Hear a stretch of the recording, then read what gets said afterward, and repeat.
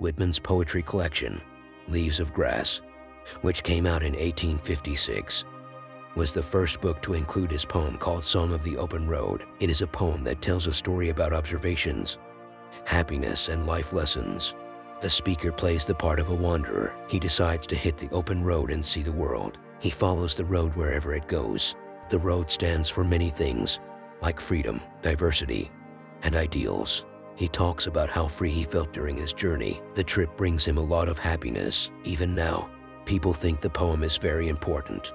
It encourages and motivates people to spend time in nature and get to know it better. It talks about all parts of life and gives answers to many different problems.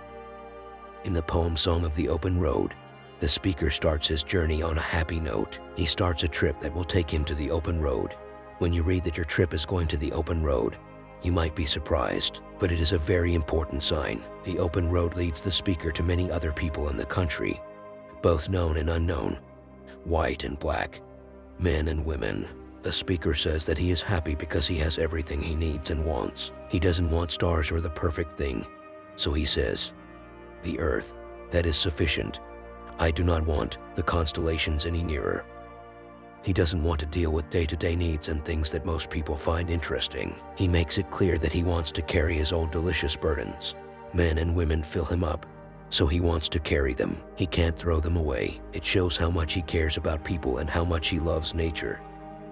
In the next part, the speaker keeps the same attitude and tone. He loves things you can't see. The road is not only what it seems to be, but it also hints at something. The open road is suggestive because it is a path that many people take to get where they want to go.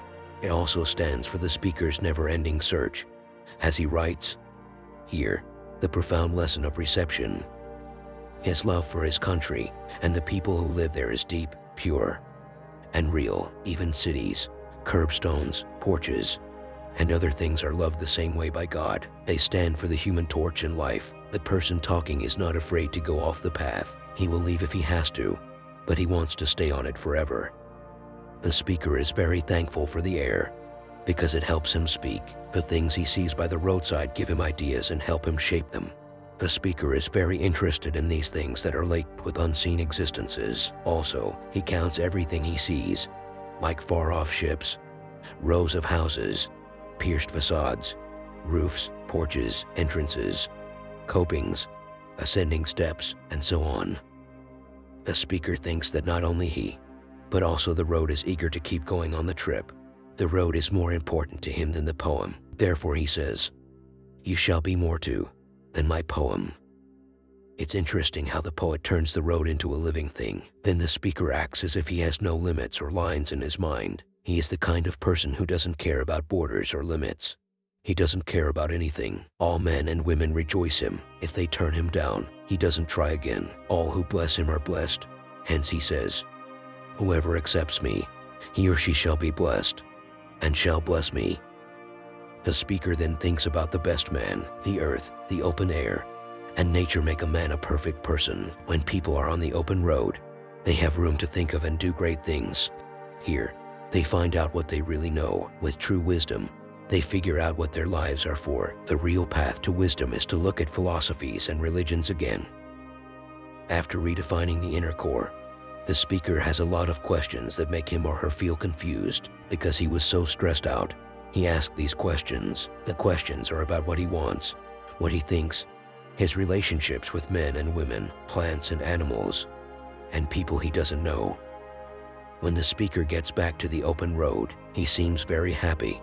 Even though he wants to talk to people, he meets new people and wants everyone to join him. He wants to have a good time. He invites everyone to join him and be free from the worries and routines of everyday life. He keeps looking for things that are more beautiful than the things of this world. The open road is not a sign of wealth or laziness. It means that life is moving, growing, and getting better.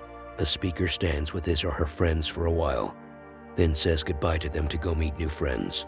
People arrive and leave. They each have their own reasons for traveling.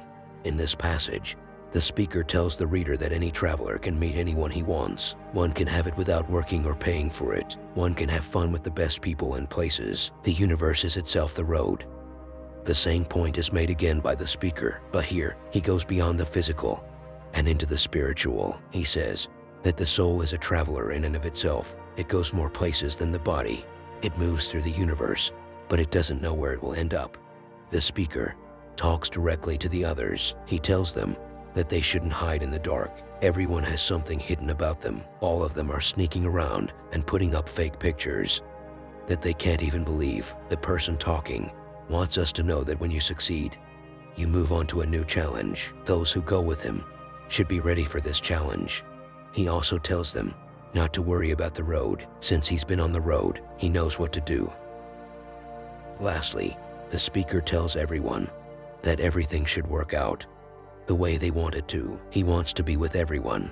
He says his love is worth more than money. He wants everyone to love and care about him. He wants to walk the road with everyone and make the trip meaningful, joyful, and productive. If you enjoyed watching this video, then please like and share it, and do not forget to subscribe my YouTube channel. Thank you.